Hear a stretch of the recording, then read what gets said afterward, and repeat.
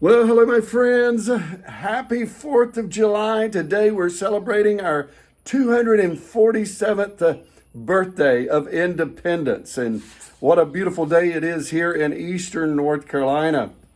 Well, in our reading today in Psalms chapters 52 to 59, we find in chapter 56 a phrase, "In God we trust." Now, before we talk about this, in chapter 53 and 14, chapter 14 of Psalms, they are almost identical. I just thought that's interesting. And in chapter 55 in our reading today, in verses 12 to 15 and 20 to 21, we see that David has had some difficulties with his a personal friend that has turned against him. And how sad and hurtful that is. But in chapter 56, in verse number 3, it says, "When I am afraid, I put my trust in you. In God, whose word I praise. In God I trust. I shall not be afraid. What can flesh do to me?" Down in verse number 10 and 11, "In God, whose word I praise. In the Lord, whose word I praise. In God I trust. I shall not be afraid. What can man do to me?" Now, this phrase, "In God we trust," it was actually a phrase that was put upon our currency in 1864.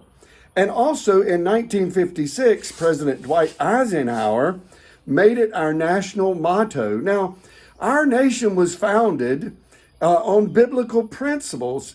And so it's very appropriate for this to be a motto and to be put on our currency, because from the very beginning, there has been a trust in God to help us in all of our situations. Now, I want to say that it's very important that we be obedient and we practice that motto rather than just it be mere words. What would happen if our government today put their trust totally in God for all the decisions that were made, for the laws that were made, that continued to base everything upon biblical principles? Friends, I want to say we would have a much different culture today if we continued to practice "In God we trust." Friends, in the context of chapter 56, we find that David is surrounded by enemies. And even though he's surrounded by enemies, he said, "What can flesh do to me? I'm going to put my trust in God."